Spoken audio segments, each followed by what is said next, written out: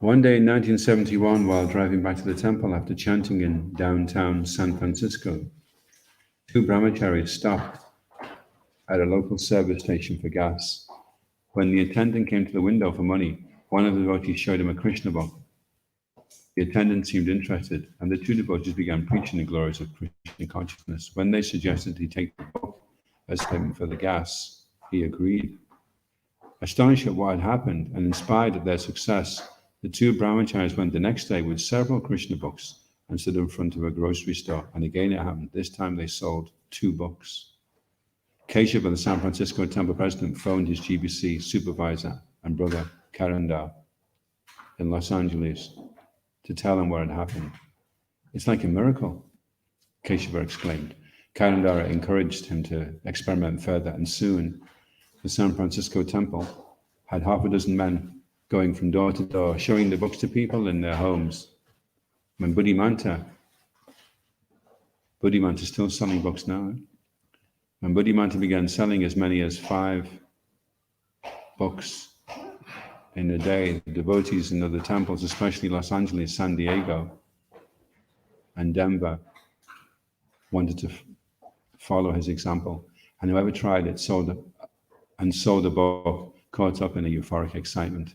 The experience and testimonies of devotees selling Srila Prabhupada's books describe a special taste, distinct from the happiness young men might ordinarily experience by stumbling upon a sales technique and finding themselves on the verge of making a lot of money.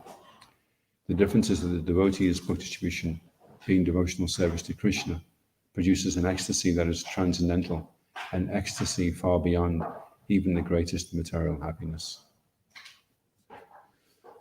Srila Prabhupada ki jai. Actually, I'll just read this just one last section. Ordinary business and the business of selling Krishna conscious literature are as different as material life from spiritual life, and anyone observing spiritual life from the material point of view will not understand it. Bhaktisiddhanta Saraswati has compared such empirical attempts to understand the ecstasy of Krishna consciousness with attempts to taste honey by licking the outside of the bottle.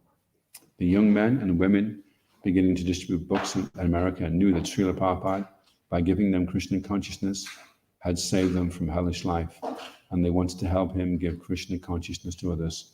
And such preaching, by distributing his books, was ecstasy, spiritual ecstasy. Shri Harinam Sankirtan ki jai. Om Namo Bhagavate Vasudevaya. Om Namo Bhagavate Vasudevaya. Om Namo Bhagavate Vasudevaya. Reading from Srimad Bhagavatam. This is the 5th canto, chapter 2, entitled The Activities of Maharaj Agnidra. And we're on text 15.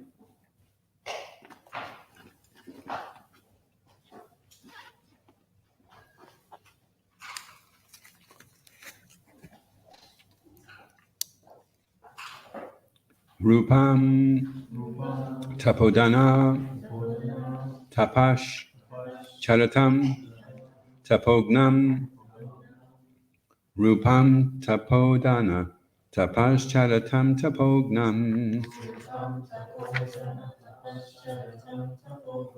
He Etat Tu Kena Tapasa Bhavato Palabdam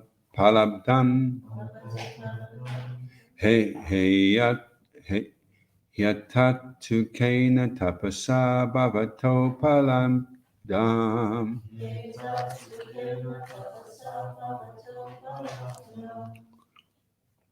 Katam Tapo Hasi Maya Saha Mitra Mayam Katam Tapo Hasi Maya Saha Mitra Mayam Kim Va Pasidati Sa Vai Bhava Bhava no me Kim va prasidati sa vai Bhava Bhava no me Rupam tapodanam tapascharatam tapognam Yetatu kena tapasa bhavato paladam Chatam tapo hasimaya sahamitраmayam Kimva prasidati savai bhava bhava no me Rupam tapodana tapas charatam tapognam Yetatu kena tapasa bhavato paladam Chatam tapo hasimaya sahamitраmayam Kimva prasidati savai bhava bhava no me Responsibly, please.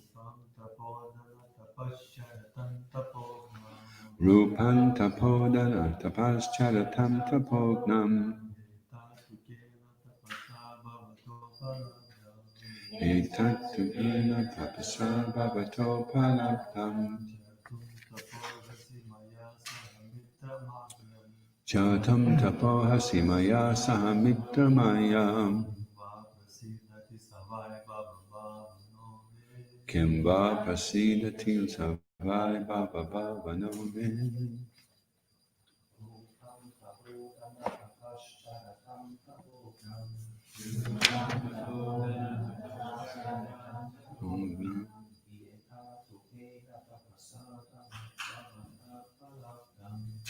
Etatukena tapasa bhavato palabdam Chatam tapo hasimaya sahamitраmayam Kimva prasidati savai bhava bhava no me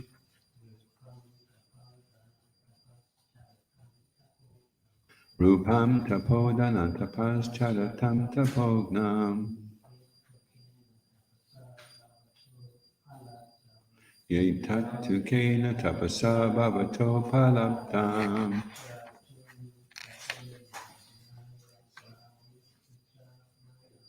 Chatam tapo hasimaya sahamitраmayam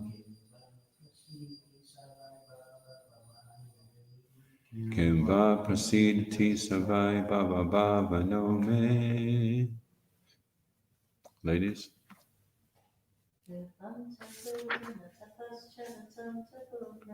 Rupam tapodana tapascharatam tapognam Yetatu tapasa bhavato palabdam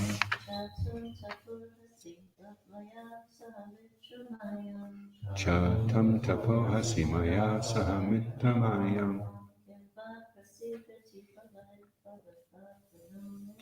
Kimva prasidati savai bhava bhava no me Rupam tapodana tapascharatam tapognam Etatukena tapasa bhavato palabdam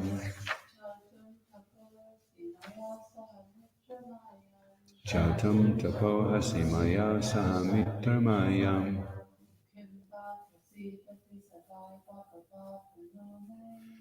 Kimva prasidati savai bhava bhava no me Rupam beauty Tapadana O best of the sages performing austerity Tapacharatam of persons engaged in executing austerities and penances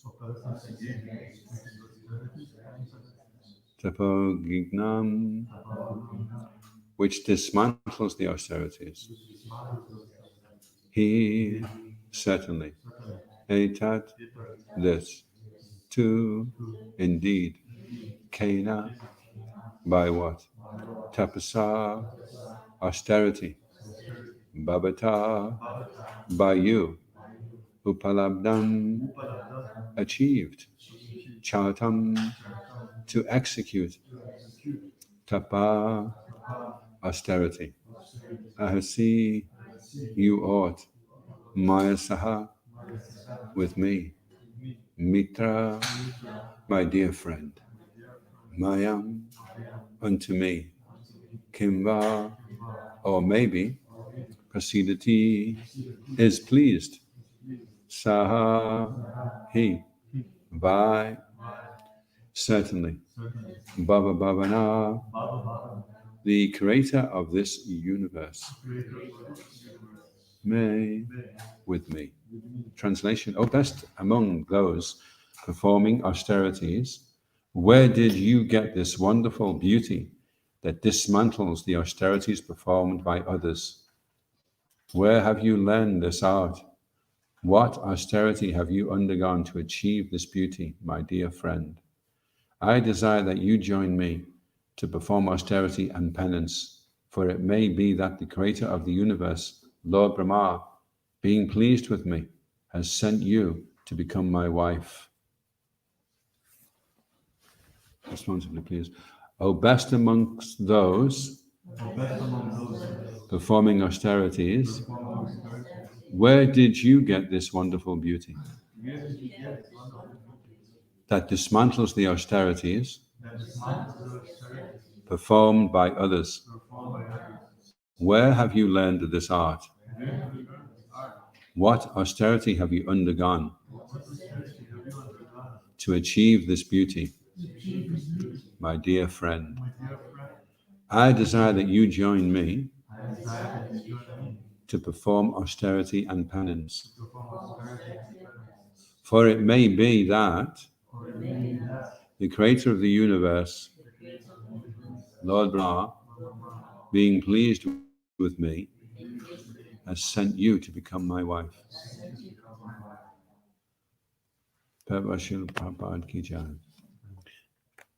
Agnidra appreciated the wonderful beauty of Purvachiti.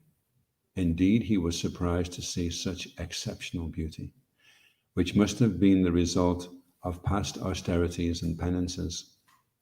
He therefore asked the girl whether she had achieved such beauty just to break the penances and austerities of others.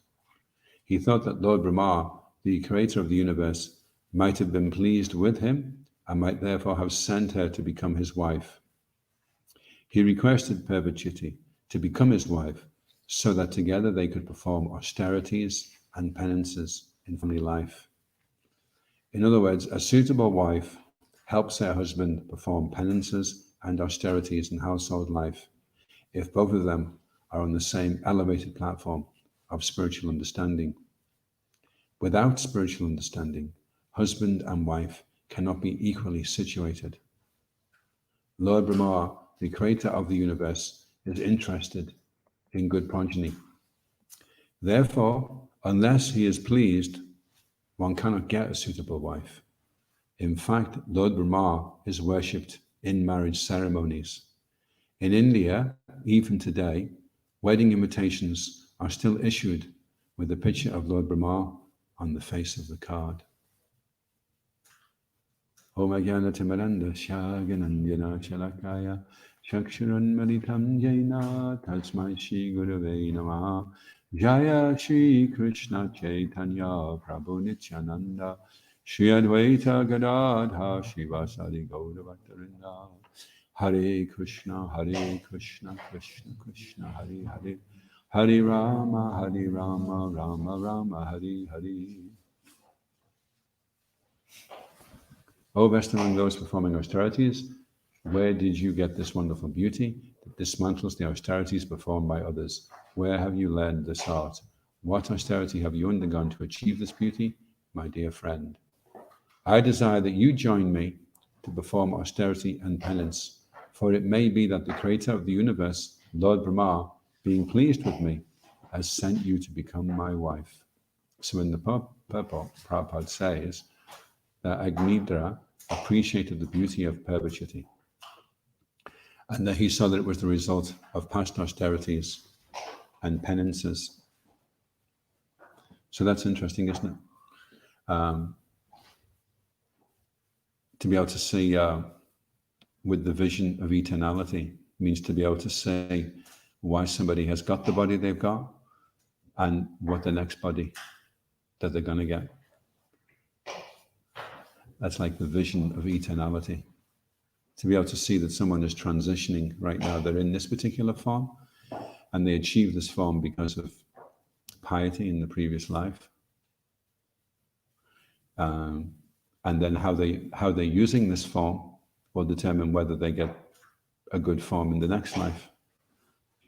So to be able to appreciate, if somebody is born with a particular handicap, then that's the result of some past bad activity performed. And if somebody is born with some good ability, then that means they've performed some type of austerity and penance to achieve that reward, whatever it may be. So that's an interesting way of looking at things, rather than just taking people on face value. That this is Bhakta Bob, and this is the way he is, and that's just the way Bhakta Bob is, rather than Bhakta Bob is in that body because of what he's done in this past life, and where are you going to go next? And in Kali Yuga, it's quite dangerous because in Kali Yuga, if you had good karma, and you're a very attractive person, and you sing really nicely, or you can kick a ball around the field really well, then people are willing to worship you as God, and then you can become enamored by that.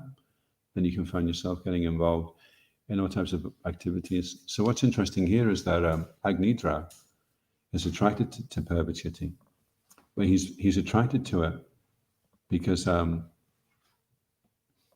he wants that they can perform austerities and penances together. So this is like the ideal proposal with the best possible intention that one could possibly have, is that, if you're a father and you have a daughter and you want to give it to somebody, and the person you want to give it to wants to engage your daughter in austerities and penances, not to exploit her, not to enjoy her, not to abuse her, but to elevate her. So isn't that amazing that somebody could have such noble intentions? It's practically unheard of, isn't it now? That somebody would marry for that reason.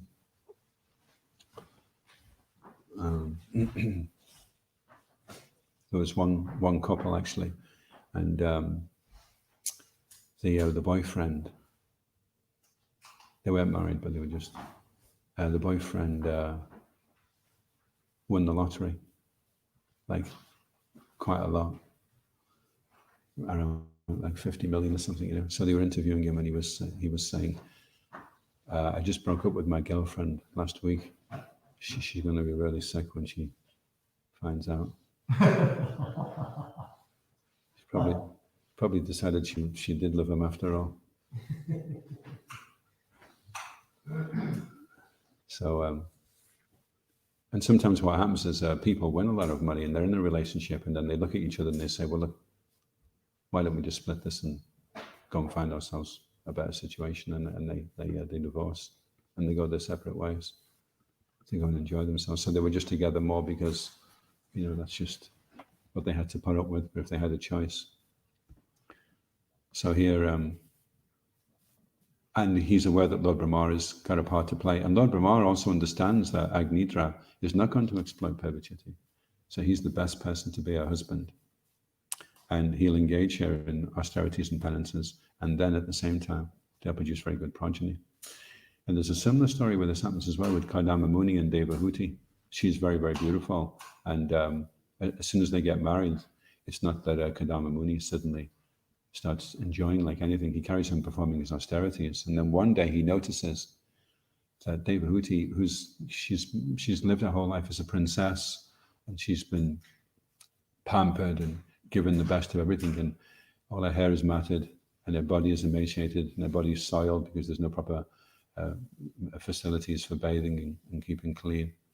And then Kadamba Muni, his heart becomes overwhelmed with compassion, and immediately he arranges for this lake for Devahuti to go into, and their body is rejuvenated. It has all combed nicely. She comes out in beautiful clothes. And then they go off in this airship and go around the universe and enjoy themselves. So this is the theme throughout the Bhagavatam, is that you will never be the loser for performing austerity and penances. But if you give those up, then you won't be happy in this life or in the next. And the Bhagavad Gita says the same thing as well. So if you're thinking of having a relationship with the opposite sex, then you need to examine, well, what are my intentions? What do I want? Do I want to engage in austerities and penances? And if I don't, then I'm entering into a very dangerous situation, because it will ignite the desires, the material desires. It's interesting, there's a poem written by Satsuru Maharaj, and it's called Blooping. And it's a poem about people leaving Krishna consciousness. And he says that material desires fatten like bed bugs in spring. Interesting, yeah? So the bed bug is just lying there in a dormant state, and then when spring comes and things getting warmer, then the bed bugs start fattening up.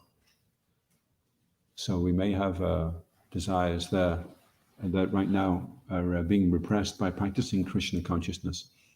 And then we enter into the Grihastha ashram, and suddenly there's facility to enjoy. And our old friends, our material desires start popping up again. So we have to be very cautious why we want to engage in a relationship with the opposite sex, and that our intention is to take that person back to Godhead. They say that if you're not able to deliver your dependent, then you're not qualified to be a husband, you're not qualified to be a father, you're not qualified to be a teacher, you're not qualified to be a leader. So you should really think about that before you take up the position of one of those roles. Can I deliver the dependent? And of course, before you can deliver them, you have to be able to deliver yourself.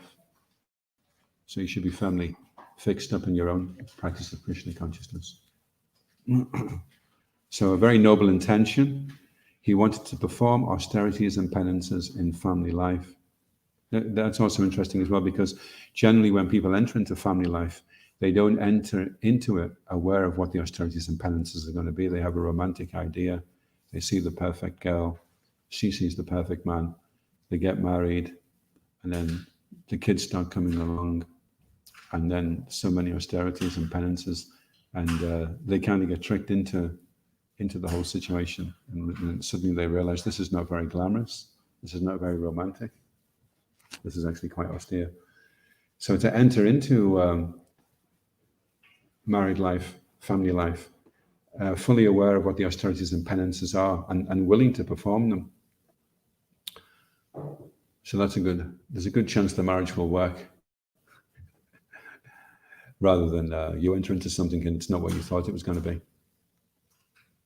And it's one of the things that erodes the emotional bank account, is unclear expectations. So you have a relationship with somebody and you say, but Prabhu, I thought you agreed you were going to be here at this time. And because it wasn't clarified what the expectations were, then that erodes the relationship and the emotional bank account goes down. So if you clarify, first of all, what are your expectations? What exactly is it you're wanting from me? And let me see if I can fulfill that, rather than some kind of vague thing. And then afterwards, the person's displeased because you didn't fulfill your commitments.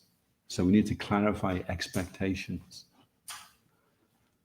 And so Agnidra, his expectations are very clear, exactly what it is, what the whole thing is. And he's requesting, would you like to come and be my wife, and together we can perform austerities and penances, and we can raise good progeny.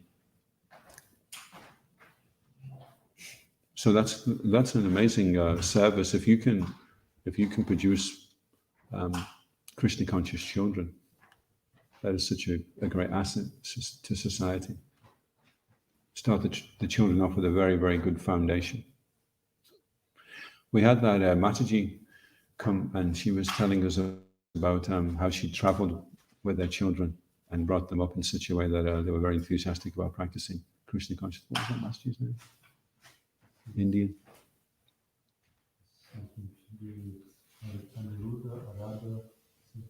That's right, yeah.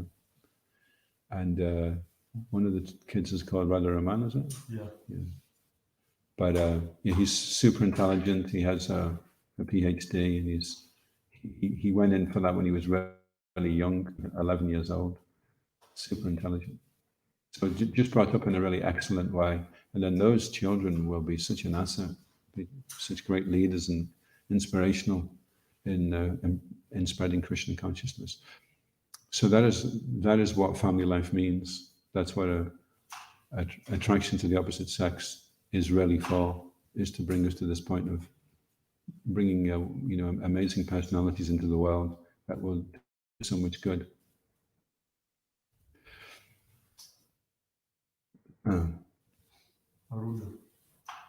Aruda, yeah, Aruda Mataji, yeah. So she's done an amazing job of raising her children, and she came and she gave some seminars for us on things to do with the children so that they have a very good foundation in spiritual life, and allow the children to see the world for what it is. Don't try to cloister them, but then explain to the children so the children see the world through your eyes, through the knowledge that you have. And then Prabhupada says at the end, an interesting point, is that Lord Brahma is worshipped in marriage ceremonies, and you'll see Lord Brahma's picture of his face on the invitation cards to the marriage ceremonies. So that's nice to know. So it's a whole tradition and culture, and society is made up of bricks. Well, society is like a wall, and it's made up of bricks, and the bricks are the family unit. So if you have a wall, even if you build the wall really, really high, if all the bricks are crumbling, then it's not going to be a good wall. So the family unit is based upon this respect for the woman, and to have the right intention as well, to want that woman to excel and become elevated in her consciousness. So the husband has to play his part. He has to play the role of a protector and a facilitator, and the woman has to play her role. But both of them have to play. You can't expect each one to do their part.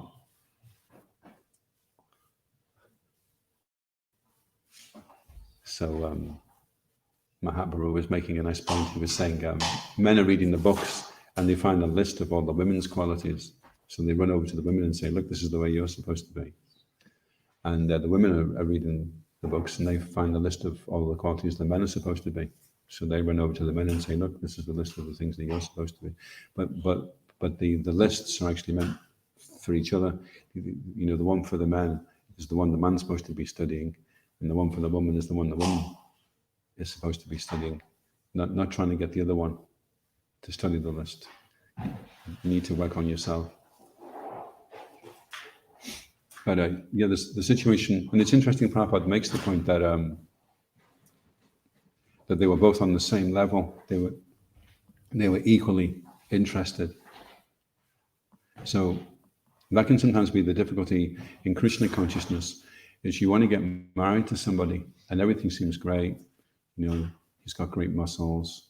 He tells really funny jokes, and he hasn't got knobbly knees, and he puts the seat down in the toilet, and everything seems great, But the only thing is, he doesn't want to practice Krishna consciousness that strictly. And you think, well, that's a minor detail. We'll sort that one out as we go along, But it's a huge, if everything else is wrong, but he wants to practice Krishna consciousness as strictly as you do, then all the other things will work out. So that is such an important part of the whole. So you have to examine yourself and think, well, how strictly do I want to follow? And there is sites you can go on, and they say chanting 8 rounds, following 3 regulative principles, chanting 12 rounds, following 3.5 regulative principles, and then you can. oh, this one's doing 16 rounds and 4 regular. Oh, that sounds more interesting. Okay. So you have to try and find somebody that wants to practice as strictly as you do. And then if you're both really, really trying to follow as well or not as well, then if you both want to kind of take it at a very slow pace and you're both prepared to do that, then that works better than one wanting to and one not, you see. So Prabhupada makes that point there that if they're equal, a suitable wife helps her husband perform penances and austerities in household life if both of them are on the same elevated platform of spiritual understanding. So, Shishikoritai Maya Shashiki Jai. So if you were thinking of getting married to somebody, then that would be a really important factor to establish. Okay, do we both want to? Are we both on the same elevated platform of spiritual understanding? And do we both want to perform penances and austerities in household life? Any questions or comments? Mother Brenda. It sounds very nice, but then What sounds very nice? The description so far, but afterwards, Prabhuji just ups and leaves Adhoksaja to Lord Brahma, to worship the Lord Brahma. So what is the situation here? So Mother Brenda is saying everything seems okay right now. She seems like an asset, but then she heads off to the heavenly planets after a while. And the same thing happens with Kadama Muni and Devahuti, but he says right from the word go, doesn't he? He says, once I give you a male child, then I'm going to go and take sannyas. So that was kind of the understanding as well in these types of very elevated relationships, that they weren't going to last forever. And if you go into the situation with that type of an attachment, then all kinds of other problems arise because of that. So be very cautious when you're entering into a household life that there's still a mood of detachment at the same time, so that you can accept this is not going to last forever. Otherwise, if you cannot accept that, then definitely reality will prove you wrong. So that's also a lesson that we learn from this. And in other parts of the Bhagavatam as well, the Pandavas, when they're walking up the hill in the Himalayas, and then they I'm not sure whether Draupadi is the first one, but nobody turns around to look. She just leaves their body and falls down on the ground, and then she falls on the ground and then she dies. Then they go on a bit further, and then another one falls down on the ground and dies, and then eventually it's just the steer and this dog that's left.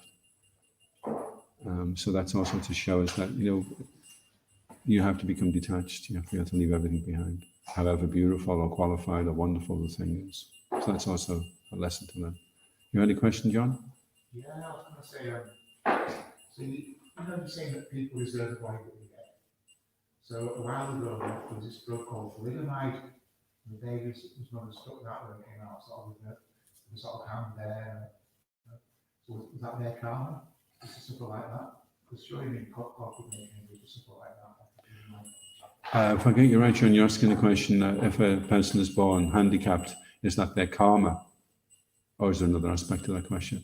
Well, or saying was like in the case of thalidomide. Or whatever the case is, whatever the situation is it because of karma? What would be the other option if it wasn't? Would there be any other reason why somebody would be born handicapped? Yeah, because in this case, it's a mistaken birth. It's sort of birth control side effects. Okay, so then it wouldn't be karma? It would just then be the... so what John's asking is the question, if you do something to somebody is it that person's karma, or is it just your bad intention? Because you could go up to somebody and shoot them. There was one serial killer, and he said, well, it was their karma. That's why they got killed, you know. So the judge said, well, your karma is we're going to put you in this chair and we're going to electrocute you.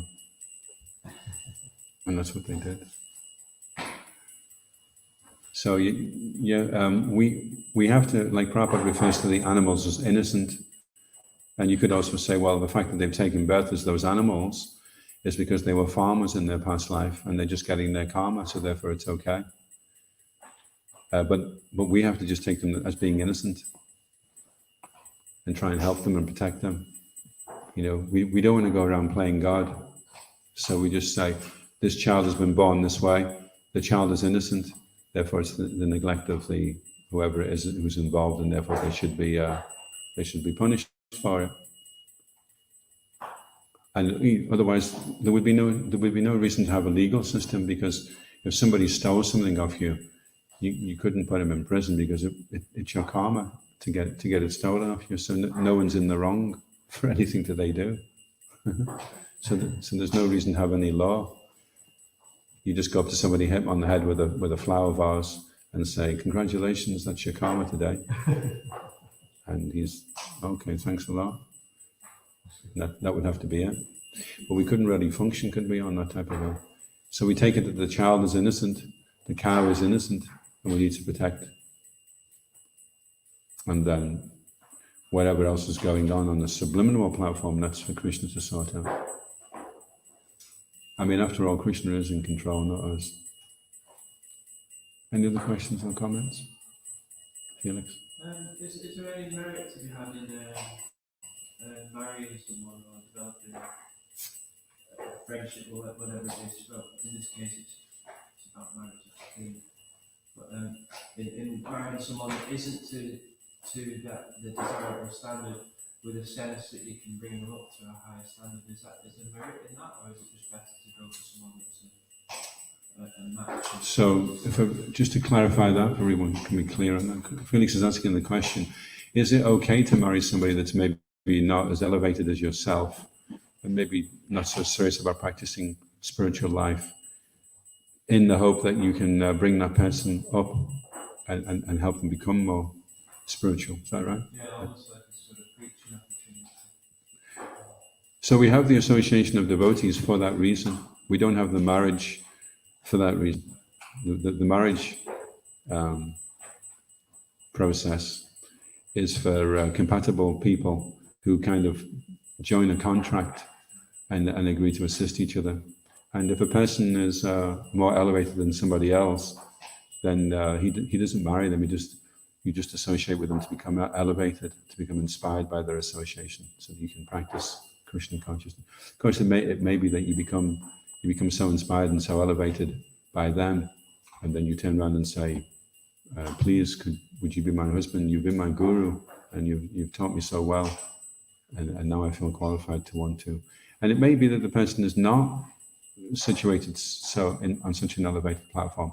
But a person is judged by his intentions, not by his actions. So if you have very, very good intentions, even though your actions don't quite match up, you judge the person according to his intentions. He wants to be like this. He wants to follow like this. Because eventually you will achieve that. And if you don't have such good intentions, even though you may have all kinds of really good karma and good piety and charismatic and good looking and big muscles and everything else, and you don't have good intention, then it's only a question of time before everything comes tumbling down, you see. You had a question, Mataji? Just Prabhupada said, No, Abby. Abby. Princess Helen did Prabhupada said I was your good fortune. He said something like that. We should be good fortune of others. Yeah. What was your question? On this subject of karma, Yeah. Once the devotees already understand and believe in karma, but once they've kind of understand the way to explain it to people who don't know about it, but us we can just say, oh yeah, it's karma. Yeah. But it can seem kind of insensitive. Yeah. Yeah, we had a famous person. He was some kind of sporty famous person, and he said the kids are mentally handicapped because of their karma. So that went down like a lead balloon, and he lost his job. So it's not, like you say, it's insensitive. So the art of sharing Krishna consciousness is to understand the qualifications of the audience. That's why the ninth offense to the holy name is to just tell really confidential things which are inappropriate for people to, they can't understand it. So it means you have to become very intelligent, very discriminating. And Rupa Goswami, he's saying we should see who to respect from a distance with our mind, who to offer obeisances to, and who to reveal our heart to. So right from the word go, as soon as you step in the door, you have to start applying discrimination. It's not offensive to do that, to discriminate and decide, okay, well, this person is not going to be able to understand this. So what can I introduce that he can relate to? And over a period of time, he's a work in progress, so I can't say that much just now. And then maybe later I can break it to him gently, Krishna does the same to us, actually. We don't really, when we first take up Krishna consciousness, we don't really know what we're taking on. And then it starts to dawn on us as we go on. Krishna doesn't tell us straight away, because we might run away. It might be too overwhelming. So Krishna's doing the same with us, so we do the same with other people, you see. And if you can cultivate good relationships with people, and people really, really like you, and they really think you're a nice person, then they become fascinated as to what it is that impels you to be such a good person, such a kind person. And then that's when we can start to share more things with them. But it would be very insensitive. I mean, there's Draupadi, her sons have just had their heads cut off. You can imagine how distraught she was. And then someone comes up to her and says, well, that's their karma, right? So get over it. And she knew that Krishna was aware of what was going to happen. She was aware of who Krishna was. And she could have got angry with Krishna and said, well, why did you allow this to happen, But she didn't. She just accepted that this is some plan, some arrangement. Vasudeva and Devaki saw all their children being killed. They knew that Krishna was the Supreme Personality of Godhead. They could have got angry with him and said, why didn't you just kill Kamsa straight away? Why do we have to go through all this difficulty? So we have to be very sensitive to people. And if people are upset about things that have gone wrong in life, even ourselves, if things go wrong in our life, being told that your karma isn't really going to help you at that point. Maybe later on, when you've kind of healed a little bit, you can start to accept it philosophically. But emotionally, if something goes wrong, then emotionally you mourn for it. If you repress those emotions and you don't feel sadness, then you don't heal properly. So you lament and you feel really, really sad. It's interesting. There's quite a few devotees that have said to me that they've had their father or their mother die, and they've done all the ceremonies and took their ashes to the Jamuna or to the Ganges and did all kinds of chanting, and or they fasted. There's a special Ekadashi you can fast, and if you do that, then all the merits go to the person who's left their body, and you can do. That's why they call the child Putra, because Put is hell and Tra means to release. So there's a lot of stories of fathers wanting children so that when they die, the children could perform the ceremonies to release them from any kind of sinful reaction. And although the person has died and you're sad because you'll never see that person again and you love them very much, there's also a sense of a solace there that I've done something here to help the person, and I feel like the person has been helped by my prayers, and my chanting, and my spiritual practices. The person is going to be elevated and protected in some way. Then you feel sad, but at the same time you feel satisfied that you've done the right thing. So karma is it's like getting a plate of spaghetti and trying to ask somebody where does it begin. Everything's so intertwined.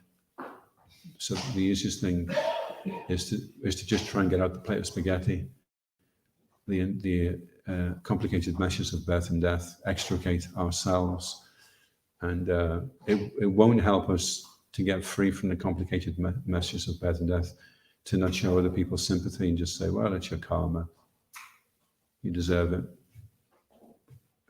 It's not really going to help. Not going to help them, it's not going to help us. But better that we have a mood of compassion, and we genuinely feel for people's sadness, and we want to try and help them. Otherwise, imagine being a doctor who believes in karma, and then people just come in and, doctor, can you sew my leg back on? Well, I could do, but it's probably a karma that you don't, so just get used to hopping around. But doctor, we're trying to help people for whatever reason, and a person may have been really bad, and they're getting their karma. But then if you have compassion, then they'll maybe change. It'll soften their hearts, and they'll start to think differently about how they conduct themselves. So that's a better way to try and change people, to try and elevate people. Any other questions or comments?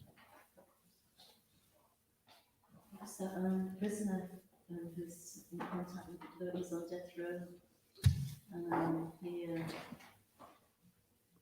He's so tied up with Krishna consciousness that when it came to the time, it's the first time he didn't have to struggle with a prisoner to the execution chair or whatever. He was just there smiling and he couldn't feel it because he wasn't the body. So that was just getting Wow. his karma.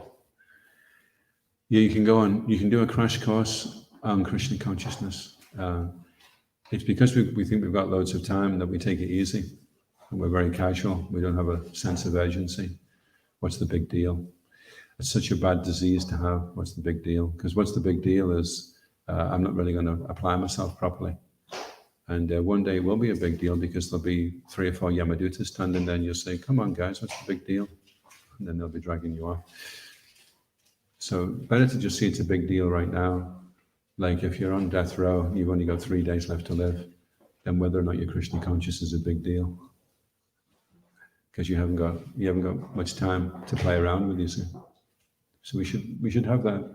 It's one of the symptoms actually of devotional service is that you don't want to waste time. You want every second to be utilized nicely. So if you're not so bothered about every second of time, then you have to ask yourself, how Krishna conscious am I? Because we all have our own brands of what we think Krishna consciousness is, you see. But it may not be the same brand as Srila Prabhupada's. It's watered down in so many ways. But one distilling process is the fear of death. That tends to evaporate all the big deal arguments. And so then we take it very seriously, and then we can proceed very quickly. We can make rapid advancement if we want to really be seriously applying our Krishna consciousness. We can make rapid advancement. We want to at least come to the stage of being nishta, fixed, free from maranatas, so that we can really help spread Krishna consciousness. Okay, I'll finish there. Iskon Guru in the key. Srila Prabhupada ki. Go Premanandi Hari Hari Bo. All of you ki jai.